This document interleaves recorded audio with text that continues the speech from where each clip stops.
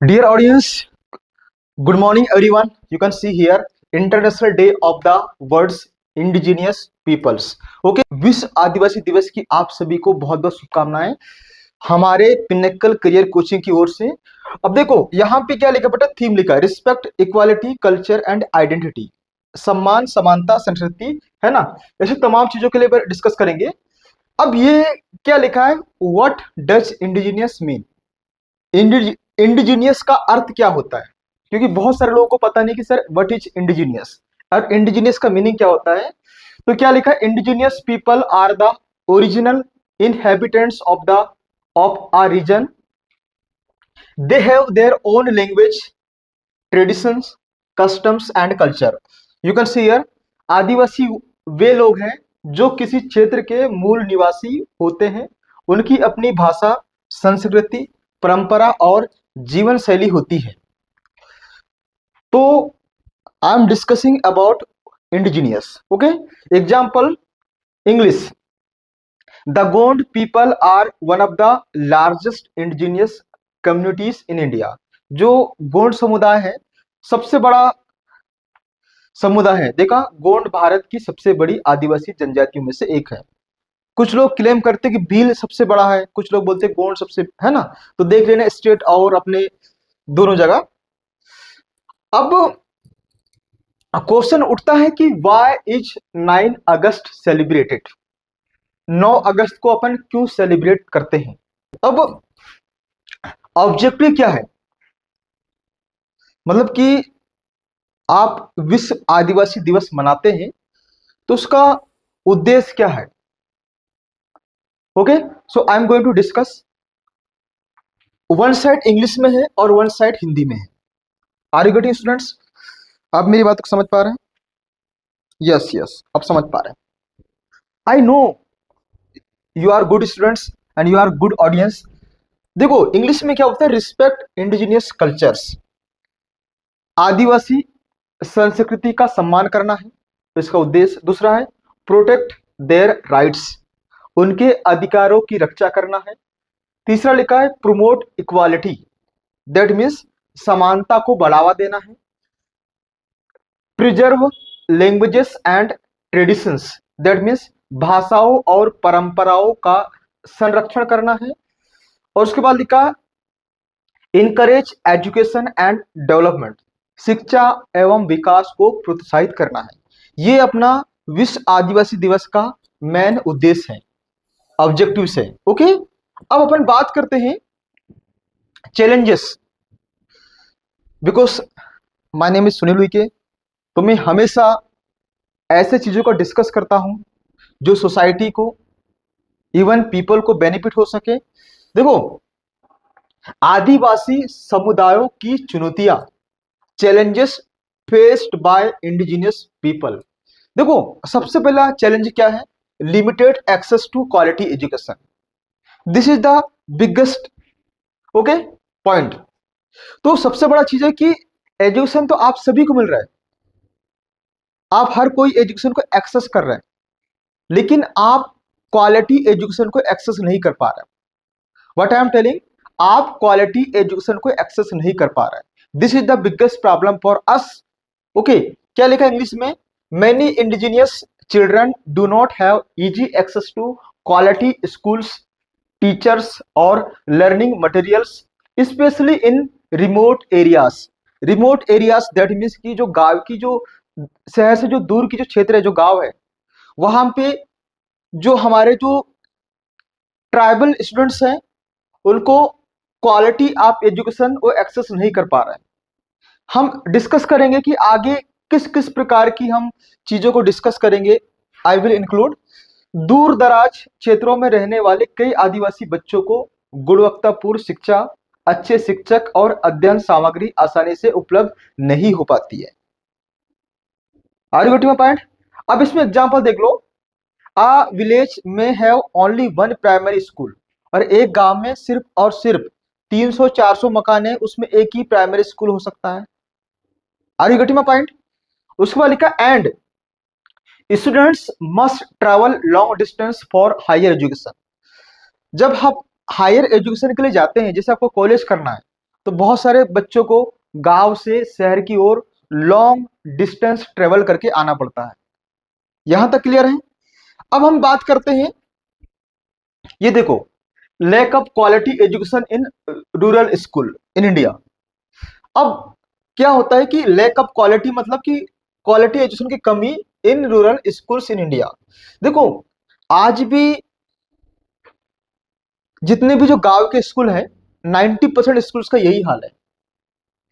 उनको बैठने के लिए प्रॉपर टेबल और बेंच की व्यवस्था नहीं है। आप देख पा रहे हैं ना, कई स्कूलों में आज भी टेबल बेंच का अभाव है। No desk, no tables, the reality of some village schools. तो फिर बताओ कि अगर इस प्रकार से बच्चे बैठेंगे और ना ही प्रॉपर पुताई होती है, और हमारे जैसे लोग अगर किसी स्कूल का वीडियो बना के डाल दिए तो टीचर का तुरंत फोन आ जाता है। समझ रहे हैं ना? और जो गांव के लोग हैं ना, वो फोकस नहीं कर पाते हैं। तो आप देख सकते हो कि अगर आज भी इस जापान जैसे बड़े बड़े जितने भी जो छोटे छोटे जो कंट्रीज है, लेकिन डेवलप कंट्रीज है, 6वीं क्लास से बच्चों को लैपटॉप, एआई, कंप्यूटर सिखाया जाता है, लैपटॉप दी जाती है उनको, ऐसे फैसिलिटीज अवेलेबल करवाई जाती है गवर्नमेंट के द्वारा। लेकिन यहाँ पे देख सकते हो कि इतने साल गवर्नमेंट होने के बाद इनके लिए बेंच का भी अवेलेबल नहीं है, टेबल्स नहीं है, प्रॉपर चेयर नहीं है, वाटर नहीं है, सैनिटेशन नहीं है ना? आई विल इंक्लूड, बहुत सारी चीजें मैं इंक्लूड करूंगा। अब देख सकते हो क्या लिखा है यहाँ पे, thousands of government schools are closing in India. अब पहली बात तो जो स्कूल जो चल रही थी, किसी एक गांव में एक प्राइमरी स्कूल था, और उन स्कूलों को भी बंद किया जा रहा है। ये मैं नहीं कह रहा हूं, रिपोर्ट कह रहा है। क्या लिखा है? Thousands of government schools are closing in India. मतलब कि अब 60 से 70 हजार स्कूल्स बंद हो चुकी है इंडिया में। ओके, प्रॉपर मेरे पास डेटा नहीं है, लेकिन है ना, ये अप्रोक्सीमेटली इतने स्कूल्स लगभग। और आपको ये पता है कि बहुत सारे स्कूल्स जो गवर्नमेंट स्कूल्स हैं, वो बंद होने की कगार में बंद हो चुके हैं। इसका सबसे बड़ा कारण क्या है कि जो गांव के जो लोग हैं, वो प्रॉपर ध्यान नहीं दे पा रहे हैं। सरकार तो चाह रही है कि भैया एक ही स्कूल, 4-5 को गांव को मिला के एक ही स्कूल बने। अब बताओ कि किसी एक स्कूल में अगर 100-200 बच्चे पढ़ेंगे एक ही क्लास में, तो फोकस कर पाना बहुत मुश्किल है। ठीक है, फिर देख सकते हैं क्या लिखा है, crisis could affect our children's future and the nation's growth. ठीक है, अब उसके बाद में हम बात करते हैं, अब उसी टॉपिक को लेकर बहुत सारे जो हमारे जो ट्राइबल स्टूडेंट्स जो कॉलेज करते हैं, है ना, लेकिन यहां लिखा है कि बीएससी में 3 साल मेहनत, लेकिन result zero, no job, no clarity, only regret. है ना, ओनली पछतावा है कि मैंने बीएससी क्यों किया। द हर्ष रियलिटी यही है। अब देख सकते हो, बिना इंग्लिश जिंदगी बर्बाद। लेट्स अज्यूम कि बहुत सारे जो बीएससी और बीए वाले स्टूडेंट्स जो रहते हैं, है ना, उनको बेसिक इंग्लिश भी पढ़ते नहीं आता। मैं सभी की नहीं बात करूं, इवन बेसिक इंग्लिश पढ़ते भी नहीं आता, समझने की बात छोड़ दो। और उन स्टूडेंट्स के साथ में क्या होता है, वो इतने डरे हुए रहते हैं कि वो इंग्लिश सीखना भी नहीं चाहते हैं। इंग्लिश सीखने का अलावा उस दुनिया का सारा काम कर लेंगे। जब अगर आपको इंग्लिश नहीं आती है तो करियर रिजेक्टेड। आप गूगल में नहीं जा सकते हो, टीसीएस में नहीं जा सकते, इन्फोसिस में नहीं जा सकते, है ना, नो इंग्लिश नो जॉब। तो जो स्टूडेंट्स हैं, उनको समझना चाहिए कि what's going on and why are you not getting job. अभी मैं कल परसों कोई वीडियो बनाया था कि बहुत सारे बच्चे यहां से डीएड और बीएड करते हैं, और बीएड और डीएड का फीस बहुत ज्यादा है, लेकिन वो डिग्रियां बेची जाती है। बच्चे सिर्फ क्या करते हैं कि आखिरी दिन जाके रट्टा मार के पेपर दे के आते हैं, उसके अंदर में क्या पढ़ना नहीं पढ़ते, 2 दिन पढ़ के पास हो जाते हैं, डिग्रियां मिल जाती है, क्योंकि कॉलेज वालों को पैसा चाहिए। और जो पेपर चेक करते हैं, उनको कुछ भी लिखा है प्रॉपर नहीं भी लिखा तो वो नंबर दे देते हैं, अच्छे खासा नंबर दे देते हैं, है ना। तो आज भी जो डिग्रियां है ना, वो बेची जा रही है। और भोपाल में तो इतने सारे यूनिवर्सिटी हो गए भाई साहब, इतने सारे यूनिवर्सिटी हो गए कि मैं कंफ्यूज हो जाता हूँ। वो बोलते हैं 5,000 दो तो मैं तुमको ये डिग्री दे दूंगा। उनके पास हर चीज का सर्टिफिकेट उनके पास में, तो गवर्नमेंट को इतने सारे परमिशन कैसे दे सकती है बताओ। अब देख सकते हो, job job job job placement अगर चाहिए तो आपको कहीं ना कहीं इंग्लिश सीखना ही पड़ेगा। इंग्लिश सीखने से क्या होता है कि आप कंप्यूटर या टेक्नोलॉजी में अच्छा खासा समझने की क्षमता आपकी बढ़ सकती है। ओके, नो प्रॉब्लम, आप नहीं समझ पा रहे तो हम कुछ नहीं बताना चाहेंगे, ठीक है। अब उसके बाद क्या है कि यहां पे हम डिस्कस कर रहे हैं भाई साहब, पावर्टी एंड लाइवलीहुड, है ना, major causes of tribal poverty. अब देखो कि जो हमारे आदिवासी भाई साहब, सबसे बड़ा गरीबी के कारण क्या है उसके लिए डिस्कस करें कि हमारे जो पूरे भारत में अगर सबसे ज्यादा कोई पुअर है और कोई गरीब है, कोई कम्युनिटी, तो हमारे आदिवासी भाई लोग गरीब हैं, ठीक है। अब सबसे पहली बात यहाँ क्या लिखा, major causes of the tribal poverty, क्या लिखा है, लेक ऑफ क्वालिटी एजुकेशन, यानी क्वालिटी एजुकेशन की कमी में पहले भी ऊपर डिस्कस कर चुका हूं। क्या लिखा है, poor access to good schools, teachers, digital resources and career guidance and can limit opportunities. अच्छे स्कूल, शिक्षकों, डिजिटल संसाधनों, करियर मार्गदर्शन की कमी अवसरों को सीमित कर सकती है, ठीक है। आप देख सकते हो उसके बाद में major causes of tribal poverty में सबसे पहला है भैया अनएम्प्लॉयमेंट एंड अंडर अनएम्प्लॉयमेंट, क्योंकि बहुत सारे लोग बेरोजगार हैं। Many people depend on seasonal agriculture, forest produce और daily wages work, daily wage work. अभी देखो कि यहाँ बैतूल में देखो, यहाँ पे लोग डेली काम करते हैं, डेली पैसा कमाते हैं और कई बार उनको काम मिलता भी नहीं है, तो ये हो डेली वेजेस वर्कर है ना। दूसरा देखा poor infrastructure, some remote area face difficulties with roads, transportation, electricity, internet and banking services.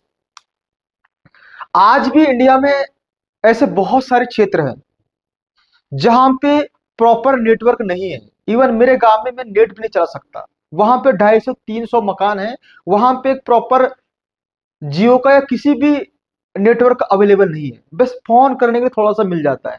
लेकिन अगर आपको नेट के पे चलाना है तो आपको प्रॉपर नेटवर्क नहीं मिलता है।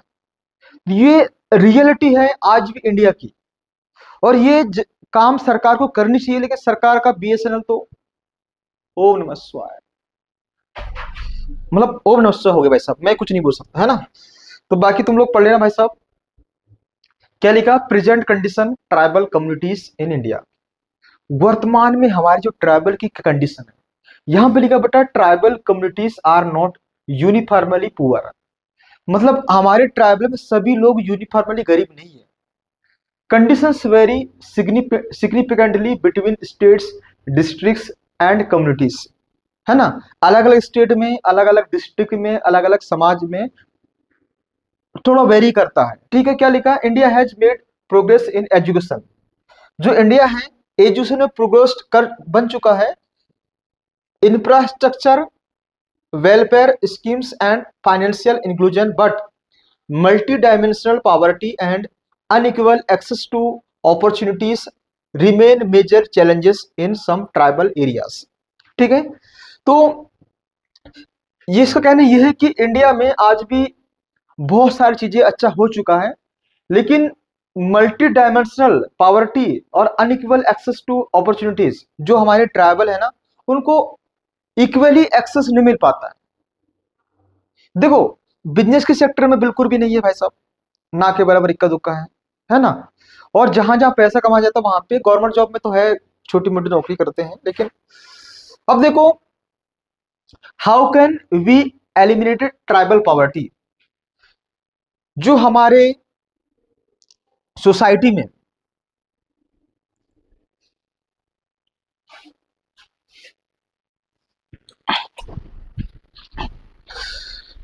Dear students, good morning all of you students. आज मैं आपको वो चीज बताने जा रहा हूँ, बहुत सारे बच्चे हमारे पास में इंग्लिश सीखने के लिए आते हैं, लेकिन अगर आपका पहला क्लास है तो क्योंकि हर बच्चों को बार बार सेम चीजें पढ़ाना पड़ता है, तो उसके लिए मैं एक वीडियो बना दे रहा हूँ, उसी को देखते हुए आपको पढ़ना है। देखो, इंग्लिश में सीखने के लिए आपको तीन चीजों की जरूरत पड़ती है। क्या बोले मैंने, तीन चीजों की जरूरत पड़ती है। पहला आपको याद रखना है सब्जेक्ट, क्या याद रखना है आपको? सब्जेक्ट, दूसरा रहता है वर्ब। क्या रहता है बेटा? वर्ब। वर्ब से सब्जेक्ट जो बोलना बोल दो। उसके बाद में आता है ऑब्जेक्ट। ठीक है, ये इंग्लिश को सीखने का एक फार्मूला है। If you want to learn English you should follow this rules. Okay, इस रूल्स को आपको फॉलो करना पड़ेगा या करना चाहिए। ठीक है, अब देखो क्या होता है। अब बहुत सारे बच्चे को आइडेंटिफाई नहीं कर पाते सर कि सब्जेक्ट क्या है और वर्ब क्या है। जिस दिन अगर आपको ऐसा पता चल जाए कि सर सब्जेक्ट इसको बोलते हैं, वर्ब इसको बोलते हैं, तो अलग अलग करते आना चाहिए। ठीक है, अब हम बात करते हैं कि सब्जेक्ट किसको बोलते हैं बेटा। हम बात करते हैं सब्जेक्ट किसको बोलते हैं। ठीक है, आई, वी, यू, दे, ही, सी। ठीक है, और इट भी एक सब्जेक्ट है। नेम और सिंगुलर और प्लूरल। ठीक है, अगर कोई भी स्टूडेंट्स हमारी क्लास ज्वाइन करते हैं तो हमारे पढ़ाने का तरीका ये है कि पहले हम बच्चों को बताते हैं भैया सब्जेक्ट क्या होता है। ठीक है, अब ये सब सब्जेक्ट्स हैं। अब इसमें क्या होता है कि बच्चों को इसका मीनिंग पता नहीं रहता है कि सर आई मीन्स क्या होता है? मैं। क्या होता है बेटा? मैं। वी मीन्स क्या होता है? हम। ये सब याद करना पड़ेगा आपको। यू मीन्स क्या होता है? आप या तुम। उसी प्रकार दे मीन्स होता है वे। ही मीन्स वहा होता है, और सी मीन्स भी वहा होता है। ये पीडीएफ हम बच्चों को सेंड कर देते हैं, लेकिन अपन ही का प्रयोग करते हैं बॉयज के लिए और सी का प्रयोग करते हैं अपन गर्ल्स के लिए। जैसे कि सी इज माई फ्रेंड, तो अगर सी लगा दिया तो फिर कोई आपकी गर्लफ्रेंड होगी, या फिर आपने किसी ने बोला कि ही इज माई फ्रेंड तो कोई लड़का होगा, दैट मीन्स बॉय होगा, तो बॉयफ्रेंड बोल सकते हो आप, है ना। ठीक है, उसी प्रकार इट मीन्स होता है बेटा यहाँ। क्या होता है? यहाँ किसी का नेम हो सकता है, कोई सिंगल व्यक्ति, या फिर सिंगुलर मतलब इंडिया हो गए, है ना। बहुत सारे पेन या पेन्स, प्लूरल में होता बहुवचन, है ना। तो ये सारे अपन सब्जेक्टिव प्रोनाउन बोलो या फिर वी कैन कंसिडर सब्जेक्ट्स हमारे स्पोकन की भाषा में। ठीक है, लैंग्वेज में। ठीक है, अब क्या होता है कि ये आपको पता होगा कि सब्जेक्ट्स किसको बोलते हैं। उसके बाद में बढ़िया आपको नोट्स बनाना है। उसके बाद में वर्ब्स लिखना है। क्या लिखना है बेटा? वर्ब्स। अब वर्ब्स के फॉर्म बच्चों को याद रखना पड़ेगा, क्योंकि इंग्लिश का जड़ यही है। क्या बोला मैंने? इंग्लिश का जड़ यही है। तो आपको याद करना है कुछ वर्ब लिमिटेड। वर्ब का फर्स्ट फॉर्म, वर्ब का सेकंड फॉर्म, वर्ब का थर्ड फॉर्म, वर्ब का फोर्थ फॉर्म। ठीक है, वर्ब का फिफ्थ फॉर्म लिख देते हैं। तो आपको ऐसे पढ़ना है ना। उसके बाद क्या करना है आपको? उठाया तो गो हो गए, सेकंड फॉर्म वेंट हो जाएगा। ये पढ़ना पड़ेगा। सेंड कर देता हूं। उसके बाद में गोन होगा और गोज होगा। ठीक है, उसी प्रकार आप सभी को पता है कि स्पीक मीन्स क्या होता है? बोलना। क्या होता है बेटा? बोलना। सेकंड फॉर्म क्या होता है? स्पोक। क्या होता है? स्पोक। और थर्ड फॉर्म क्या होता है बेटा? स्पोकन। क्या होता है बेटा? स्पोकन और स्पीक्स। ठीक है, समझ में आ गई यहां तक? बहुत सारे बच्चों को क्लियर है। उसी प्रकार क्या होता है बेटा? कम मीन्स आना होता है, सेकंड फॉर्म केम होता है, थर्ड फॉर्म कम होता है, और